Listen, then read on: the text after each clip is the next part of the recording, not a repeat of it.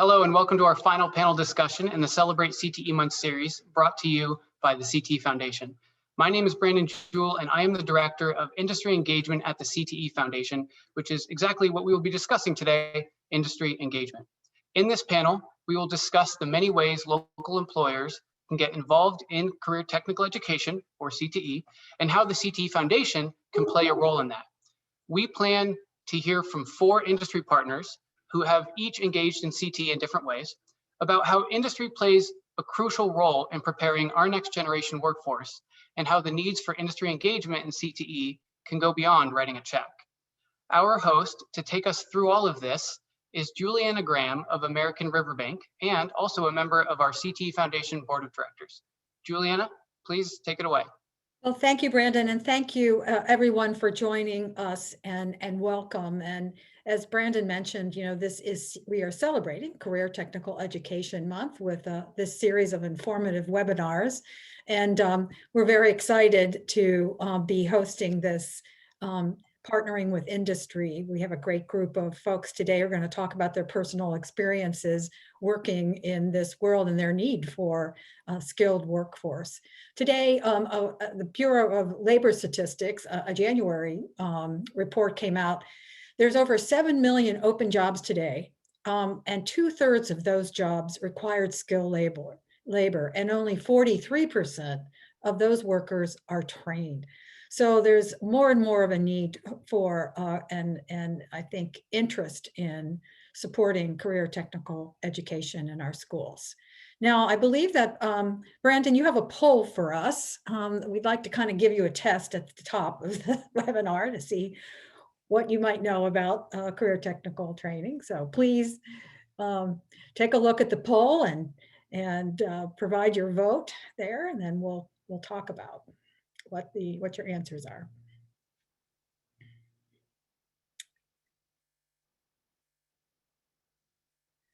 The question is, the graduation rate of high school students in the 19 to 20 school year was 84%. What was the average graduation rate for students concentrating in CTE programs?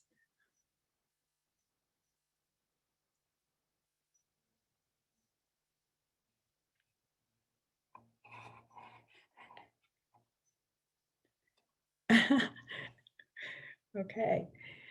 So Brandon, you want to tell us what the scores are here? It looks like we have a winner with 93%. Is that correct? That is correct. Yeah. So which most people got. That's great, or they were pretty close. So the average graduation rate for students concentrating in CTE is 93%. It definitely impacts their interest in finishing high school. And the question that we get a lot is, what is CTE and what does CTEF do? What's their role in our career technical education? So CTE is for all students. It builds careers and academic skills, and most importantly, the soft skills that are needed for the modern workplace. It also connects the classroom learning to the real world and better prepares students to be college and career ready. So we know that when students are exposed to CTE during their school, high school and middle school, they're better prepared for the next stage of their life, which it could be a career or could be secondary education. And CTEF is a foundation that supports this critical role, we think, in the community by supporting monetarily these programs by virtue of grants. And we've invested over $3 million in local schools, just our local CTEF Foundation. And we support 141 new or enhanced CTE sections. And 11,000 students are engaged. These numbers are just amazing. So we partner with the schools, Sonoma County Office of Education and other programs, and provide grants for teachers to be able to offer these programs to our students and our future workforce. Hope that answers all your questions about the foundation and how to get involved. If you'd like to learn more, just please let us know in the chat, or we can follow up with you afterwards. Okay, now what we'd like to do is introduce our panelists and let them tell us how they model the way on partnering with CTE and with the CTE Foundation. And so if each panelist would take themselves off the mute, hello, everyone, and off your camera. And then we're just going to go around the room. If you could give us your name, the title, your company, and what your company does, we'll start off there. Hamish, you want to go first? Sure. Thanks a lot, Julianna. So my name is Hamish Gray. I'm a Senior Vice President at Keysight Technologies. For those of you who are not familiar with Keysight Technologies, we are a technology company that is accelerating innovation to connect and secure the world. Essentially, what we do is we deliver breakthrough solutions and trusted insights in electronic design, test, manufacturing, and optimization. Thank you. Thank you. And Robin, you want to go next or? Yes, you bet. Thank you, Juliana. And thank you, Brandon and the CTE Foundation for presenting this really important information on how industry is key to helping our students figure out what they want to do. My name is Robin Bartholow. I'm the Director of Workforce Development at the North Coast Builders Exchange. And the North Coast Builders Exchange is a member association with close to 1,100 members that are contractors and people who want to do business with contractors. So what we do is we act as a one-stop shop for contractors and help them with their business needs. Right now, workforce is a big one for them. So my department is pretty busy, primarily with a program that we manage called the North Bay Construction Corps, which is a program that was founded in partnership with the CTE Foundation and the Sonoma County Office of Education about 5 years ago. Thank you, Robin, and thank you for all your work. Will. Will Seppi here. Good afternoon, everyone. Pleasure to be here on this panel with a great group of people talking about CTE and supporting that. Castile French Bakery is who I'm with, our family business based out of Healdsburg. We have our few retail locations throughout Sonoma County, and we make and bake and distribute baked goods throughout the greater North Bay area. I've been back at the family business for about the last 16 years and I've been a big advocate of CTE. So at Castile, we are committed to the community, and the CTE Foundation and supporting these young people in their future careers is definitely something that we have been very keen on supporting and continue to take great interest in. So great to be here today with everyone. Thanks, Will. And Dan Voigt. Yeah, thank you. Yeah, my name is Daniel Voigt with Blendtec Corporation and here in Santa Rosa. Our company designs, engineers, automates very large scale cooking and blending and cooling equipment for food production all around the world. It's very large machines that make many of the foods that probably most of the folks on this call eat often, almost every week, whether it's at the supermarket or your favorite chain restaurant. So happy to be here and look forward to the discussion. Great. Well, thank you. And we're going to have a series of questions for each of the panelists, and we encourage you to please use the chat or raise your hand to ask questions. We hope this is an interactive webinar. So the first question is for all the panelists, and there's several ways to make an impact on students in their pursuit of career training. And it can be investment of your time, or perhaps being a guest speaker in a class, or hosting a class tour at your work site, or taking in interns.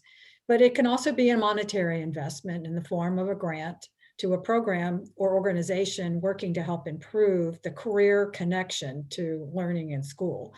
But I think what I'd like to know is why? What's the why? What motivates you to invest your time, your employees' times, and your treasure? And what's the impact you're trying to make with your investment?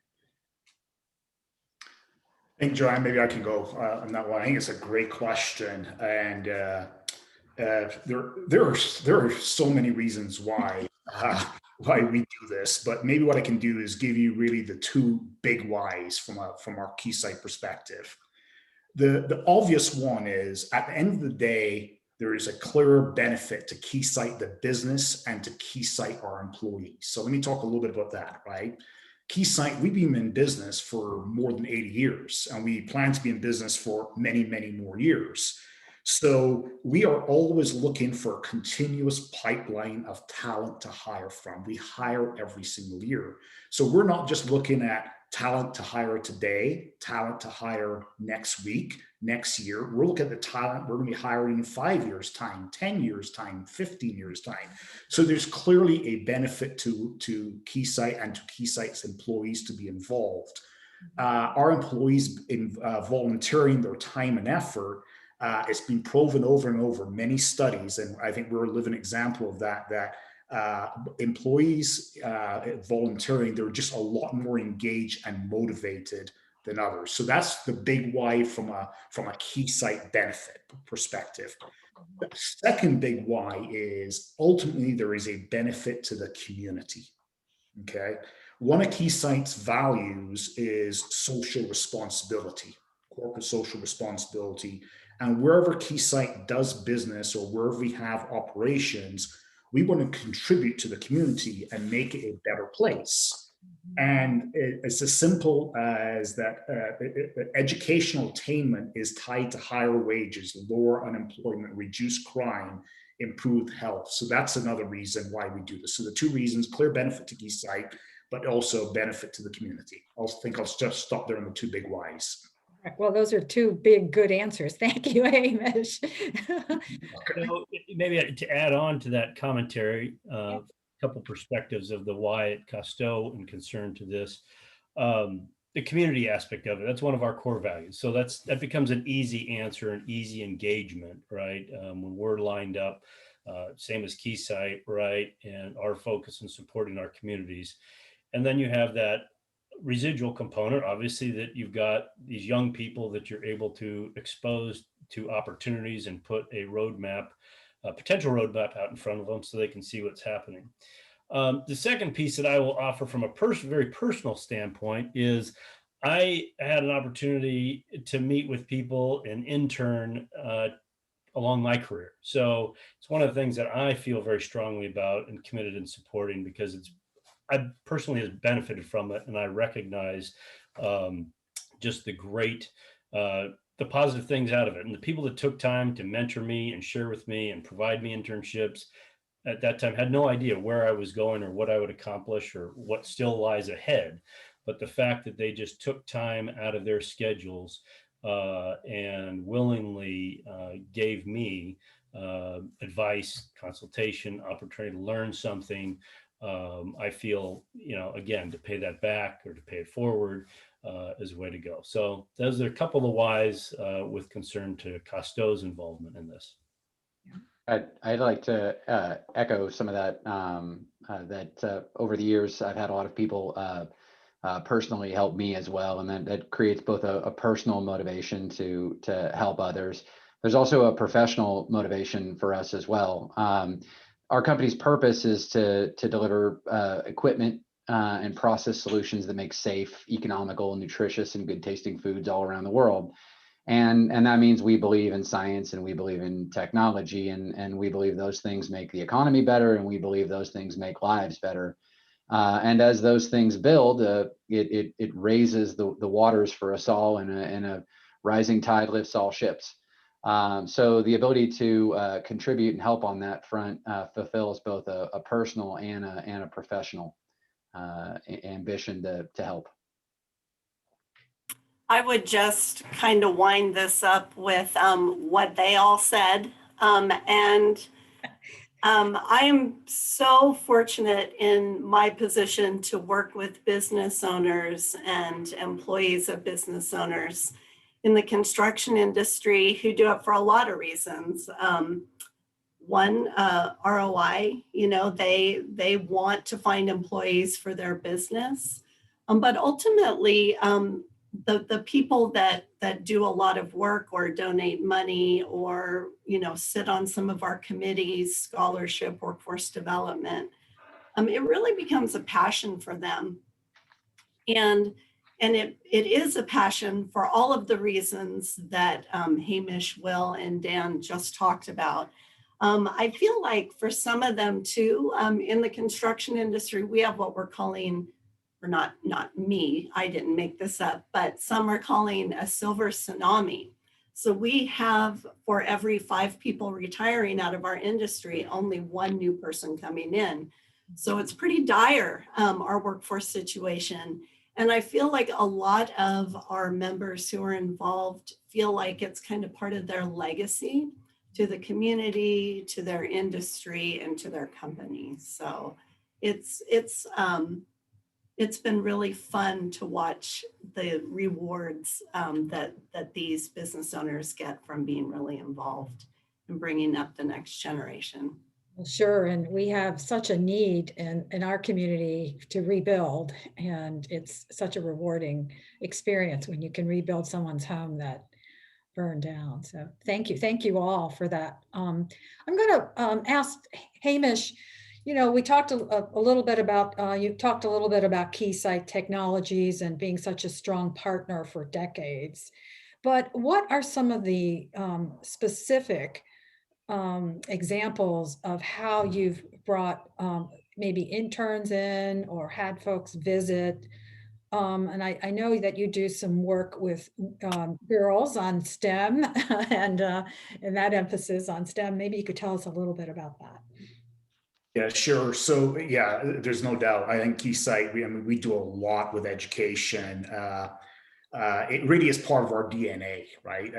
We've been doing this for 80 plus years. And one of the things I think is important is we believe that there needs to be a lot of breadth brought to this effort. So, you know, we really do look to support education, K through 12, all the way through to even supporting PhD research and studies, right? So we really do go for the full spectrum.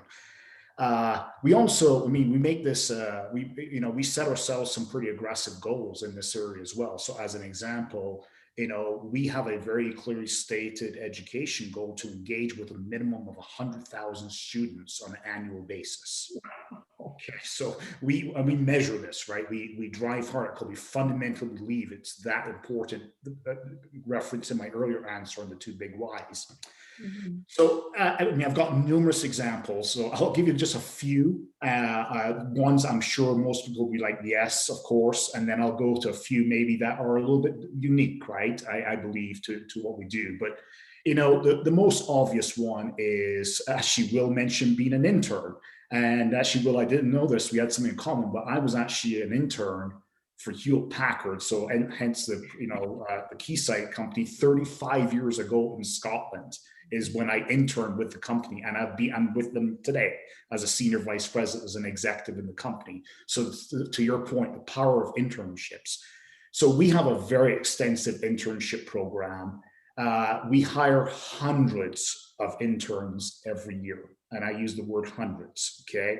And I think one of the things I really want to get over to the group here is it's not just engineering that we hire interns, right? We hire finance, accounting, procurement, manufacturing, technicians. It's broad, right? So we do believe in the internship program is one of the most important. I think a lot of companies do that, okay?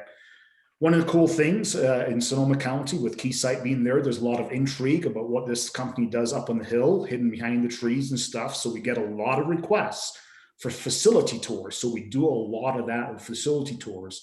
Now, while a lot of people think just coming and seeing the equipment, et cetera, is a good thing, and seeing what we do, we have a little bit different angle on it, which is we really see it as a good opportunity for our employees to engage with the students and try to explain what they're studying in school and how it's applied in the workplace, right? Because try explaining to a student why they're studying algebra or calculus, when they then hear from an engineer how it's applied, sometimes you see the light go on, the insight. It's like, oh, wow, now I get it, right? So we do a lot of facility tours. Obviously, we have apprenticeship programs. You know, we partner with the Santa Rosa Metro Chamber in terms of hosting the Mike Hauser Academy for a couple of weeks every summer.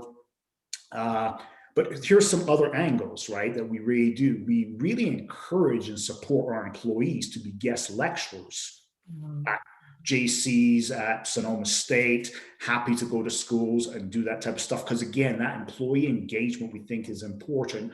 But I don't think there's nothing like or can compare to someone who's doing the job talking to students. Okay. Obviously, we do research grants, etc. But here are maybe two other things that maybe are a little bit unique. I don't know. Okay. One area where we had a lot of focus on COVID-19 put a little bit of dent in that, but we had what we called our Keysight after school kits. And essentially these were hands-on science programs for children between 9 and 12 years. We had 23 different hands-on life, physical, earth science experiments where we would go to schools and after school and go through these experiments, but they were hands-on, right, being taught by employees. And we engaged with a lot of students through that program in particular. And that's been hard to replace in COVID-19 times, because it really is a hands-on experiment where you have people hanging around the group. So that's maybe a little bit unique, but here's maybe one to think about. Another aspect of it, I believe, is completely different angle. Teacher externship program. Okay. And for a number of years, we partnered with CTE Foundation and with SCO, where we would actually have teachers come to Keysight during the late spring, early summer, and do a 2-week work-based program on our site. Literally take a project from planning all the way through to launch, execution, just like we do on a daily basis, because you want the teachers to have more experience of what the workplace really does. So that would be another example. I think what I'll do for the sake of time here, I'm going to stop there because I can keep going on. A lot of good things. Those are really good things, I think. And the externship is so important because to get the teachers to reconnect to real life. Yeah, one of the other things that Hamish said is that the fact that we've got the impact on employees, right? And the employees' participation in these programs, I've found has been incredible growth opportunities for our employees that have engaged with the interns over the years in various capacities. So that's another, side product that if you're not thinking about as an employer, I'd put that out there to consider. So many ways to benefit. So Dan, at Blendtec, you have a history of working with career technical education to recruit employees. I mean, it's a major part of your recruitment for your employees. Why is that important to your business? And what do you think we need to do in the future to provide more opportunities for career development? We're newer to this particular local group, but as you stated, yes, we do have a long history of supporting technical education. Our company does have a pretty global impact. We have our equipment is installed on all 6 populated continents. I don't think we're going to get to that 7th anytime soon, but we're working on it. And so we've been focused most of our advocacy in and around the education pillars of either stainless steel fabrication through the JC, which we've done, but also more broadly through the higher education in the food world. Particularly active at UC Davis has been an important part of what we do. It is extremely important for us to ensure that we provide some guidance as well as resources to help the educational community know what's going to be important for us, what's going to be impactful for the students to know. The ways we do this, we do this obviously through monetary donations. But we've been involved as well, serving as members of board of directors, board of advisors for food science programs around the country, supported graduate level research activity directly and broadly. Sometimes having those folks actually do some of their research, maybe their master's work through our test and demonstration center that's right here in Santa Rosa. So that means coming out and learning how to make different foods in different ways or doing it more productively. A lot of times it's about making new foods, whether, today it's the plant-based proteins or lowering energy costs, it's reducing wastewater. These are really, really important things for us and the world in general. But we've also been involved in internships. We have standing internships open. It does broadly range, across the company. It could be in any facet of technical or otherwise. It does tend to be folks that are interested in the engineering more than not, because that is what we focus on. But it certainly isn't limited to that by any means. We've served as guest lecturers as well. That's pretty much an annual thing. And then through some of the other organizations we're involved in, we sponsor scholarships for folks that are interested in that. The food industry in particular, a lot of times uses older, antiquated technology, and the wave of technological change is washing over the food industry the same way it's washing over every other industry. And to whatever extent we can help both the students, the educators, and the industry be best prepared for that, we think it helps us all. It helps our market, it helps our people, it helps our economy. Dan, I see there was a question related to you. It says, Dan, with respect to internships, do you have job descriptions or internship description scopes for your interns? That's a great question. Sometimes we do post job descriptions for internship. I will tell you though, more often than not, the way folks become interns within our company is by approaching us and telling us they're interested. And if that's a bit of advice to give to anyone or to pass on to someone, companies are generally quite inspired and motivated by their purpose. And folks that come up and say, I too am inspired by your purpose and I'd like to be a part of it, we like to have people like that on our team. So, if the person writing that is either one of those people or knows someone like that, I'd encourage you to reach out to us. You can do it through our website. You can do it through our email contact information, or you can call us. And sometimes there's a spot. And if it doesn't work the first time, try again. Well, I visited your location, and your employees are artists when they're building these very unique pieces of equipment. They're very proud of what they're doing. They have such a lot of pride in their work, and it's very teamwork. And I'm sure Will might. And I like eating all the food that you make, that you help us, eat. And I probably Will has seen several of your pieces of equipment. So thank you, Dan. Is there one more question here? Let me just see. Okay. Oh, so that was from Wendy Fawns to you. Okay.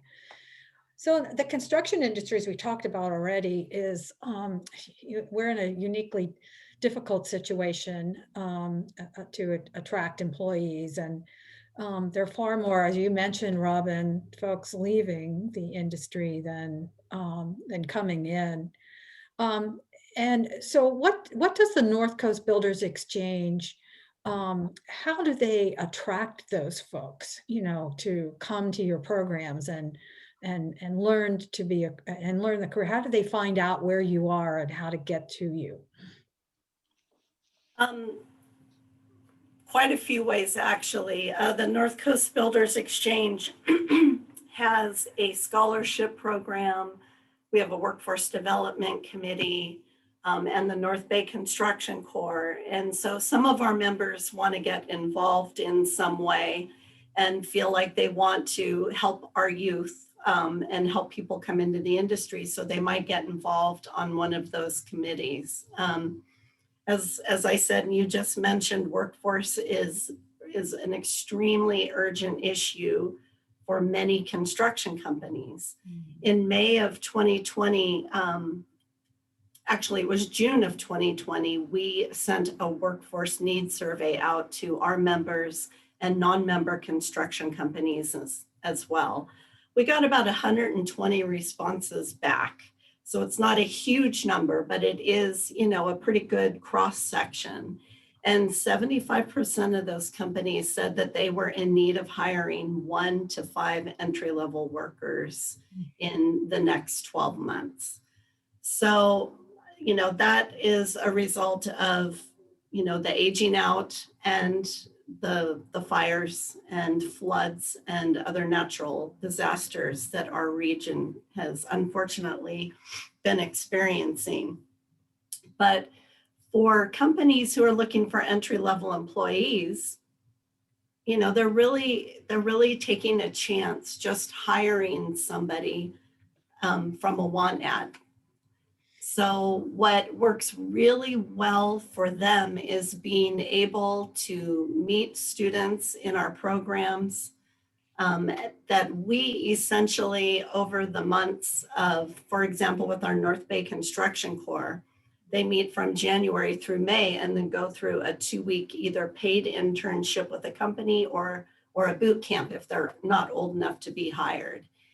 And at the end of that, you know, those students have a really good idea of what a good work ethic is considered to be in the construction industry.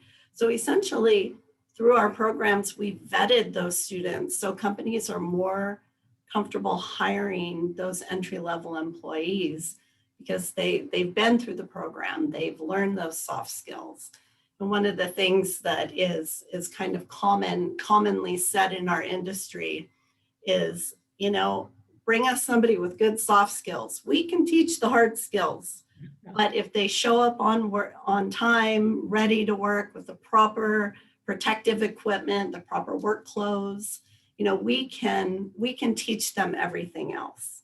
Yeah. So that is sort of our piece in the pipeline of bringing the student to the entry-level position with the industry. Well, and it's such an important element in any job or career, you know, if you can bring that soft skill part, that intuitive kind of soft skill part to the job, you can teach them. In banking, we can teach you, you know, if you have to want to do it first, you know. So thank you, Robin.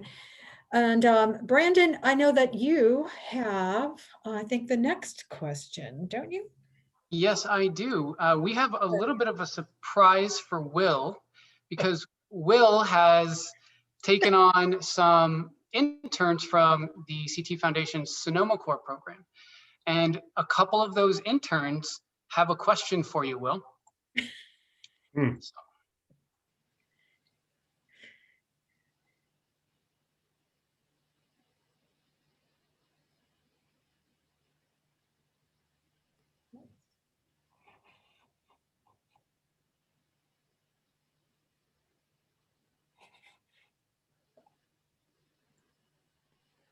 I recognize the interns, Brenna, but I did not hear. Was no audio coming through, or is it just low? No audio. Yeah. No audio. 1 second. I'm gonna make that amateur mistake and not click that little button there to show the audio. All right, here we go. You're interns from the Sonoma Course program. We wanted to ask you why you thought it was important to work with the Sonoma Course program and take us on as interns even during this difficult pandemic. And we would like to know if this has been a good experience for you and Castile. Thank you so much. Wonderful. No, absolutely. It has been a great experience, right? And I had an opportunity to sit down with the two of them recently and get some direct feedback from them on how their experience has been going with us. And they're incredibly bright young people. You know, when this opportunity came up for Castile to participate in the Sonoma Corps program, it wasn't even a matter of much debate at all. It was a yes, we wanted to support it. Clearly, you know, this last year has been challenging for many. Our company is no exception to that. However, I also, you know, have faith that the future is brighter and the best is not behind us. So we embrace that attitude and that philosophy and we move forward.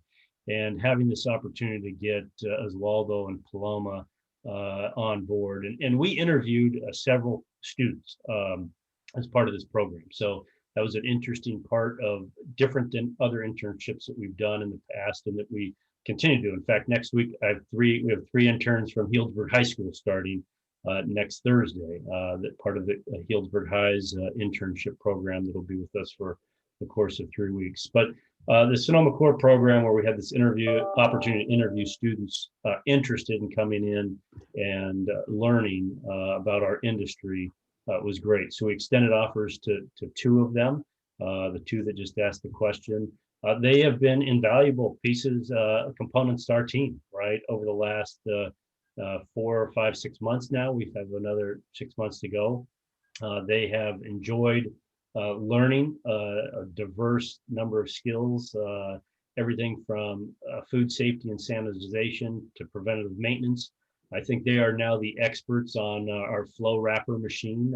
They know that the criticalness of making sure that that thing is up and working, because hand packaging thousands of items isn't exactly a fun thing if that machine is down.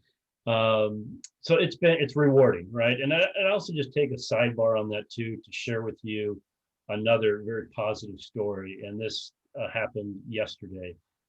We had an opportunity over a decade ago, before CTE came about. We were working with Rotary Club here in Healdsburg, and a young woman was interested in culinary. And at the time, we took her in and gave her the opportunity. Ended up extending the job offer to her. She worked for us for almost 9 years, and towards the end, and worked various levels all the way up into one of our head pastry chefs. And towards the end of 2019, she started getting interested in some other things and took on another job, and eventually through early spring of last year, she left. Well, we got a call several weeks ago, and Sylvia came back. Yesterday was her first day back on the job. So a great thing to get someone who we invested a tremendous amount of time in. Obviously, over the course of that time, had no idea that intern would end up with us for as long as she was with us as a full-time employee, nor the fact that this person left on good terms and experienced some other things, had opportunity out there to go other places, but ultimately decided that her calling was back more aligned with what our company was doing. So we're thrilled to have her, and I share that because you just don't know where things are headed. And as far as Waldo and Paloma are concerned, they're, like I said, they're great assets, and who knows what the future holds for them, but we're certainly glad to have them on board. Sounds great. Well, and those soft skills they're so important, whether when you're entering and when you're, making changes in the job, so because she handled that so well, you were willing to have her come back. That's great. Absolutely. Now, I know there's a question about middle school, Brandon. I know there's boot camps. I'd like to know more about boot camps for younger kids in middle school. As I am a CTE middle school teacher, this is Heather Cullen is asking that question. We do have a program called Girls Tinker Academy, which is a summer, basically like a summer, hands-on summer boot camp. But I know that it was just now answered by Leslie from the CTE Foundation, who's kind of running things in the background. So I would point to her answer, since she runs the program and she knows it a little bit better than I do. Okay, all right. Thank you. That's good. Now, Brandon, I believe we have an educator video. Is that correct? Yeah, we do. We had an educator or a work-based learning coordinator from Sonoma Valley High School send in a question via video. So I'd like to play that for our panelists and have you folks answer it. Hi, my name is Wendy Swanson. I'm the work-based learning coordinator at Sonoma Valley High School. And I'm wondering, we think we know the best way to have our students interact with industry folks, but I'm wondering if you have ideas of ways that you think you would prefer to operate with students. I mean, we always like to send students on tours or job shadows, but maybe there's something that you all have thought of that you wish you could do to interact more with students. Thanks. So I think that's an interesting question about kind of, the work-based learning coordinators or educators in general they often have kind of I wouldn't say narrow view, but they're stuck in the few ways in which to partner with industry, as she mentioned. But I'd be curious to hear any sort of out of the box thinking, or if there's any sort of ways in which you always kind of wanted to work with local students. Brendan, I wouldn't mind addressing that. First of all, Wendy is an amazing work-based learning coordinator. I don't know all of them, but I do know that Wendy makes it a priority to create relationships with industry, which is really important, as you guys know. But she, by having that relationship with certain industry members, she can, invite them to come speak with her students. And then that usually leads to other things like information about programs or potential internships.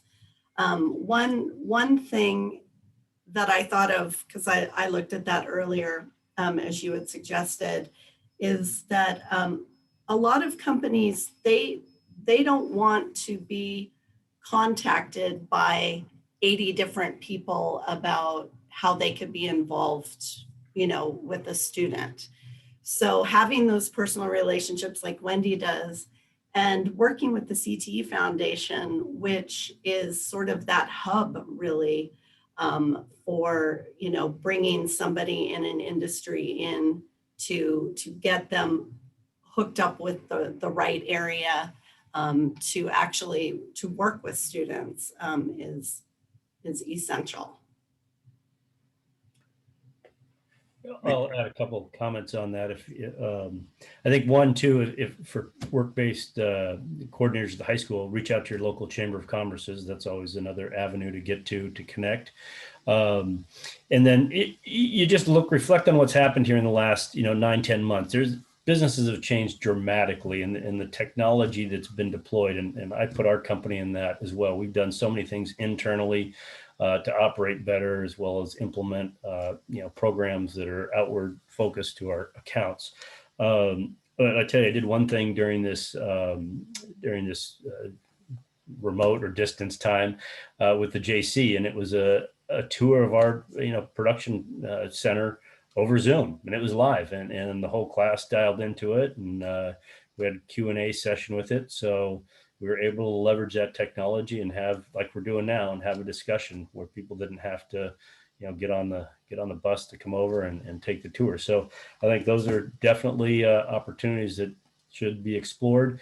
I mean, you've got the technology when kids do end up back in the classroom and you want to get someone on for 10-15 minutes and they appear on the screen in the classroom and you have a Q&A with them. That could be another avenue to go through. I'd also like to point out that that exact tour that you mentioned there, Will, is one that, I was asking a similar question because I had a request from a high school teacher. And you actually said, well, here's a recording that I've already done. And so the wonderful thing about, kind of expanding in this virtual sense is that you can do one activity and that can live on and help, help educate students and give them those experiences for years. Yeah, we're learning a lot during this difficult time. Hamish? Maybe you can just build on an example, building on Robin and Will. So yeah, clearly site tours are an important piece of it, but it's definitely not the only way, right? There are definitely other ways to reach higher volumes of students faster, right? And an example I'll give you just from last Friday, we participated in at a school's career day in San Jose, okay? In one day, we spoke to 6 classrooms, 250 kids, the PTAs, teachers, and the school counselor, okay? To do that type of volume with a physical site tour is not a day activity, okay? And that was 2 employees doing that for one day, and the feedback was huge. I think that's what we got to be thinking about. There are different ways of what I like to class is trying to get that spark of insight into the students, right? We want them to be, oh, I now get it. I'm excited about doing this career path, right? So just a very recent example from Friday of last week. Yeah, so it's so important to have the exposure for children, to see all kinds of different, jobs. There's a comment from Keith Woods, who said he's beginning to think that using the word soft skills kind of underemphasize that critical importance of those traits. And he said, could we rename it to work ethic and people skills or something like that? And, you know, I think that has a lot of validity, because that's exactly what the organizations are looking for. We've also started calling them employability skills. Employability. Because they're so critical for employability. Employability, yeah, yeah. Okay, well, thank you. I think do we answer all the questions? Are there any other questions that people can want to ask our panelists? We do have a question in our Q&A from Chuck Wade from SCO. He says, one of the ways industry partners can help educators is by providing authentic examples of how curricular concepts show up in the world of work. Many Sonoma County educators are working now on how to teach personal attributes like those represented in the Sonoma County Portrait of a Graduate.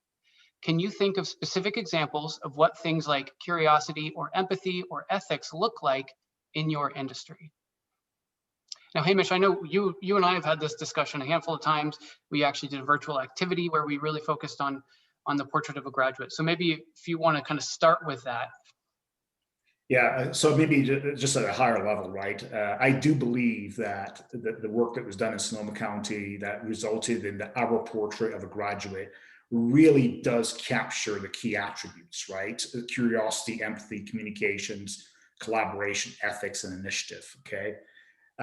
And one of the things that we've done as we've brought students through, and like even with the Sonoma Core, interns that we had, was as we would go through and give them their projects, etc., we would reference some of these areas, right? So here would be an example. Think about the world we find ourselves in today, right? Will mentioned that, you know, last year, a lot of companies have really relooked at how they work, right? What their workflows are. Well, what would be two of the real big things that we've changed in the last 12 months? How you communicate and how you collaborate. Two things that were identified in that work that was done. When was that work done, Brandon? Like a couple of years ago, right? Our Portrait of a Graduate. So it's trying to continue to re-emphasize these attributes as we're doing the projects, right?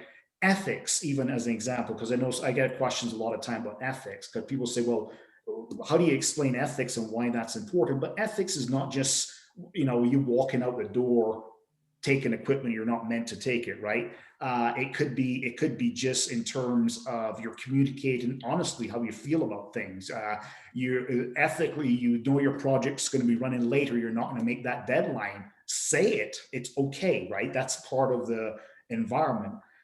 Curiosity. One of the things we really did with the Sonoma Core program, trying to explain curiosity, was literally would be, what's your question of the day? Right? What is it you want to learn, right? So you encourage them. And what we got as feedback was the fact that we would even have a number of employees just asking these interns, like, hey, what are you thinking about today? How can I help you? That really explained to them how the culture works. So I think it's a lot of hands-on that way to try to build it into a curricula, right? But that's where I think employers can really help instill these traits as the students come through for work experience or for tours or just for general come and have talk to an engineer and have the day in the life of an engineer or the day in the life of a supply chain person, and you have those people as you're talking bring in some of these areas, these key attributes. There was a question, is there any, Brandon, any hands-on in-classroom training going on now with our school districts?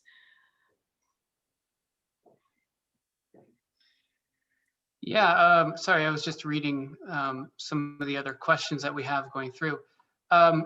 Yeah, I know we touched on that. So this is our 4th seminar of CTE month.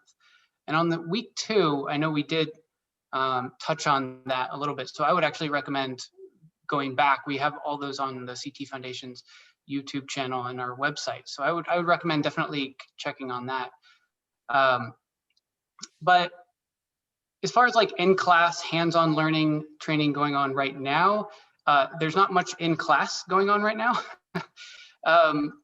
But there are some hands-on opportunities for students that the CTE Foundation has provided funds for maker kits and things like that to provide those hands-on opportunities in an equitable manner for students who are distance learning right now. And then of course there are maybe less on the hands-on, but there are a lot of virtual activities that the CTE Foundation is working on to provide career exploration opportunities for students and to still allow them to engage with employers during this time, during these virtual times. Brandon, the construction corps, we're meeting virtually too, like everybody else, but really the heart of this program is learning and doing hands-on activities that are being taught by industry partners. So what we have done is we have put together different sets of things, supplies essentially. We had a wall framing meeting a couple weeks ago. And so what we did is we provided pre-cut 2x4s so that they could put them together and use a hammer and a nail and hammer them together. So, it's, it takes a lot more effort to get it to everybody because we have about 60 students in 3 counties in the program. But it's, I think, essential to really click in that curiosity piece for them, because the two-dimensional delivery, it can spark some curiosity. But the beauty about CTE is the hands-on work. And so, I know that some of our woodshop teachers and construction technology teachers and stuff are trying to come up with some projects where they can do something at home. But with construction, of course, then you've always got to worry about the dangerous tools too. So you're, a little bit limited, but I think that's so important with this kind of teaching. A lot of it is out of the box thinking by the educators themselves on figuring out ways to provide hands-on learning, like I said, in an equitable manner. Not every student has a garage full of tools, for example, whereas, another might. So how do you provide an equitable learning experience for them? Hopefully soon we'll be back and able to do things hands-on. I know my favorite TV show is This Old House. I wish I had joined construction corps earlier. I probably wouldn't have turned out to be a banker. Be out there hammering nails. So fun. It's fun. Oh yeah. So we have a couple of other things I was hoping to address. One is a couple of times we've had the question to ask the panelists for their contact info. So I would just say, if you feel comfortable, place that into the chat. If not, no worries. I would also say that if there is somebody who's watching this, specifically an educator, who's interested in connecting with these employers, I'll put my contact info into the chat, and I would be happy to be the intermediary to help with that. And then also, Stephen Jackson, previously from SCO, now from his home, retired and relaxing, is asking, how can the CTE Foundation help to connect teachers and industry professionals willing to provide support for students on projects? Once again, thank you for Stephen teeing that up for me. That is my role as the Director of Industry Engagement, as an intermediary between educators and industry, and I would be absolutely happy to always be that. So I would say the go-to person from the CTE Foundation would be me, and like I said, I'll put my contact info in there, and we can work together on how to create a good quality work-based learning experience for students and figure out who the right industry contact would be for that. Perfect. Thank you. Thank you so much, everyone, for your time and learning about your industries and your commitment to career technical education. We really appreciate it. And thank you, Brandon and the CTE Foundation, for hosting this wonderful informative webinar. And I know that there's plenty of good links on the website for folks to go to if they need more information. And thanks so much for your commitment today.